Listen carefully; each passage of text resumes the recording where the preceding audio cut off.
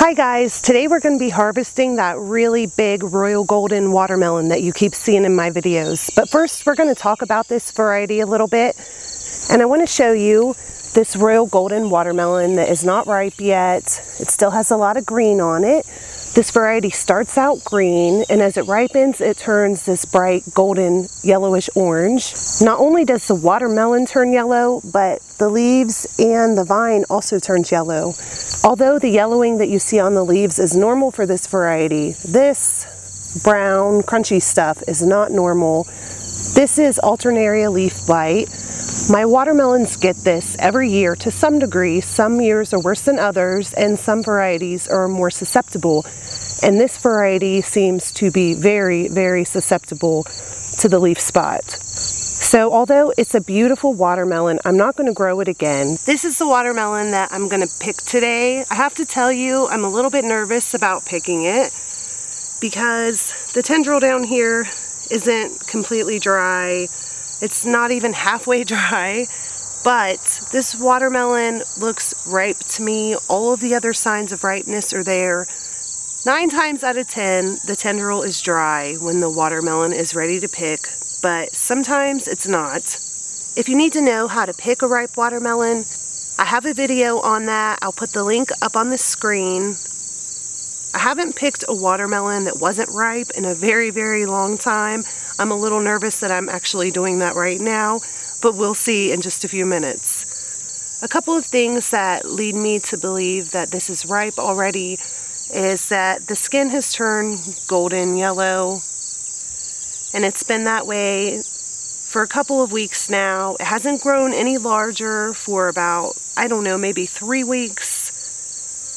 It's lost the white film that's over watermelons when they're not ripe.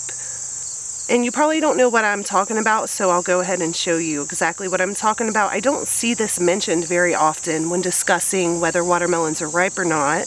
The sun's coming up pretty high in the sky, so I hope you guys can see exactly what I'm talking about here. But see how there's just this white, filmy looking stuff on here? It's probably not a film at all. But I have noticed that once watermelons are ripe, it loses this white, whatever it is, that's all over the rind. Another reason that I believe that this is ripe is because the average days to maturity on this variety is 85 to 90. It's been about, I think, 89 days since I put the plant in the ground. In my climate, days to maturity seems to be pretty accurate. If you live somewhere cooler, it's probably going to take longer for your watermelons to get ripe. Again, I'm not going to go into all the details about picking a ripe watermelon, so check out that video that I mentioned before. The link is up on the screen. I'm going to go ahead and do this. I'm feeling pretty nervous. Hopefully I don't regret it. Okay, it's done, and there's no turning back. So let's go find out if it's ripe. I'm ready to get this thing cut open, but first I want to weigh it.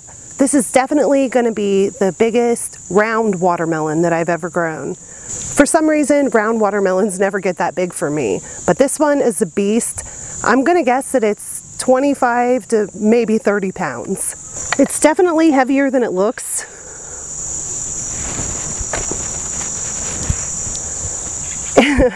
And it's 29 pounds, 15 ounces, so basically 30 pounds. I can't get over how much this looks like a pumpkin. There's little bugs crawling on here. I'm going to try to wipe them all off before I cut it open. I mean, it's even shaped like a pumpkin. The other royal golden watermelon that's out in the garden is really round.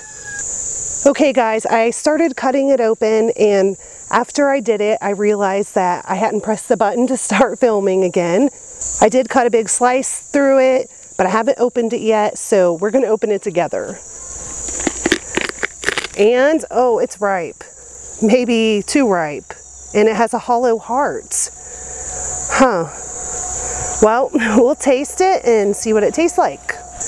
I don't know what's going on here. I think I've read about hollow heart in the past, but I don't really remember what it said. Smell it. It smells really good. It actually tastes really good. Just the very center right here is a little mushy. I'm not sure what's going on. Maybe it's overripe. That piece looks good. So it's really sweet. It's a little mushy in the center. And as I said before, guys, I'm not even growing this variety again. Here's a nice firm piece right here. I really like firm watermelon. My air conditioner just kicked on, so sorry about that background noise. I guess I'm gonna take this inside and pick through it, pick out the chunks of it that are good and firm, and feed the rest to my chickens. I have one more Royal Golden out there, and hopefully it won't have this hollow heart like this one does.